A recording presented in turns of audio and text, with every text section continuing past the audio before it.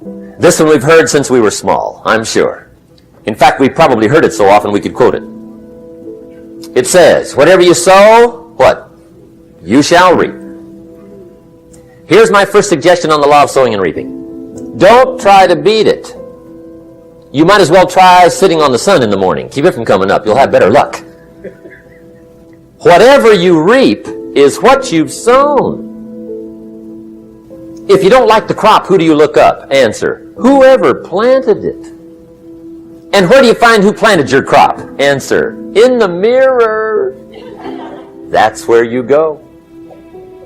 And if necessary, you say, a few skinny carrots? Where were you last spring? Asleep? Let me give you 7 key points to the law of sowing and reaping. Number 1, the law of sowing and reaping is negative, which simply means if you sow bad, you reap bad. If you plant thistle seeds, you don't get pumpkins. John says, how come no pumpkins? Come on, John. Now here's number 2. The law is positive. If you plant pumpkin seeds, you don't get thistles. Mother Nature won't pull tricks on you over in the corner snickering, pushing you thistles and you planting pumpkin seeds. She won't do that. Now here's number 3. See, you do not reap what you sow, but rather you always reap much more than what you sow. You don't get back what you put out. You get back much more. On the negative side, it said, if you sow to the wind, you reap the whirlwind. There's one thing better than the truth, and that's the whole truth. And here's part of the whole truth of the law of sowing and reaping. You could lose. There are times when you just lose, no matter what you do. It's that kind of planet. The farmer plants his crop in the spring, takes care of it all summer, works 10, 12 hours a day, is an honorable man. But the day before he sends the combines into the field, a hailstorm comes along and beats it all in the ground, which means you lose. It's just that kind of planet. Sometimes it's going to hail on your crop, so you got to get ready for that or you will be naive. And don't press me why. I was not in on some of the original decisions here, so I don't know how it got set up. But now here's number 7. And it goes like this. It's just another way to quote the same law. If you don't sow, what? You don't reap. You don't even have a chance. Get you some sowing going. And remember, you've got plenty of time. Some people spend enough TV time to make a fortune. Well, the average television is on in this country in every household 7 hours a day. I asked a guy one time what his TV cost.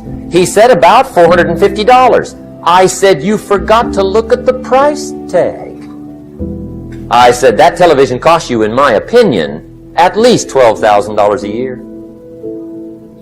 Owning it's cheap. Watching it is what's expensive. Pay a little, but not $12,000. And he's the guy that said, I hope pay TV never comes. And here's a good question to ask. We are all buying somebody's plan. The question is, whose? Who's got you talked into your present plan? Who's got you talked into doing what you're doing? See, 10 years from now, you will surely arrive. The question is, where? But now's the time to fix the next 10 years. And who can? Anybody. It's not what happens that determines the major part of your future. The key is what you do about it. We cannot change the circumstances, but we can change ourselves. If you will change, everything will change for you. Work hard on yourself and develop the skill. I'm telling you, your whole life can explode into change. Money, no problem. Future, no problem. If you just go to work on the right thing and start working on the inside, work on your philosophy, work on your attitude. And if you'll start making those personal changes, I'm telling you, everything will change for you. Seize the moment. Do you know how much time you have left? If you put everything off until you're sure of it, you'll never get anything done. When you have these ideas of greatness, you got to go forward. You got to go, man. Never wait on the right time, because the right time ain't ever coming. But if you don't do it now, when you gonna do it? Oh, when I get all my ducks lined up. Is that right? What if it's not duck season? Defer no time. Delays have dangerous ends. You were chosen to do the greater work. That's why you're still breathing. You're not a loser. You're a winner. You were born to win. You came here winning. I'm not going to be among those who just watch and say, isn't this awful? Your people are feeling hopeless, powerless, that they have no control over what's going on with them. But you do. When life has knocked you down and slapped you around, in order for you to get back up, you got to be hungry to win. Life demands that you pick up the pace. If you don't pick up the pace, you're going to be left behind. You don't want to waste any time. You don't want to join the masses. The masses are home finding out what's next on Netflix. Who has the time to do that? You only want to listen to people that have done what you want to do and have more experience. People that's going in the direction of where you want to go. There's no time to be around people who are negative. That's going to rub off on you. You want to get out of line. You want to jump out of line today if you want to make it. You want to live a life that will outlive you. I don't have time to be looking at no Netflix. When you're hungry to win, you make decisions that your future self will say, I'm glad you made that decision. Thank you. People that are hungry to win are rethinking their lives, and we shouldn't be playing either. Pray as if everything depends upon God, but work as if everything depends upon you. Nothing works if you don't work. You got to take better care of yourself. You got to intensify the effort. Don't just surrender. You got to keep it moving.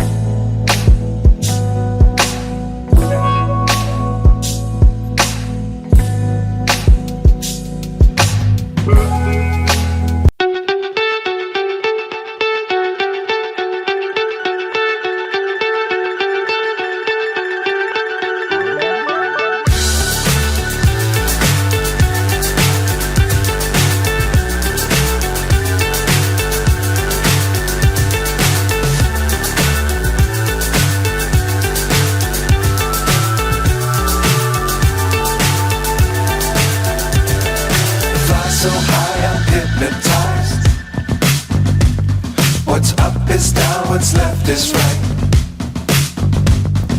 Chasing stars and holding you.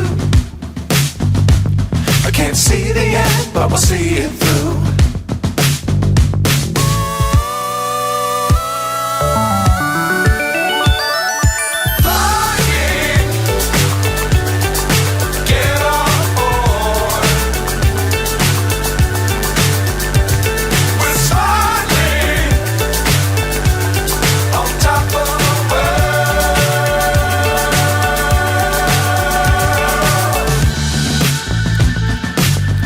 Times don't fly too high.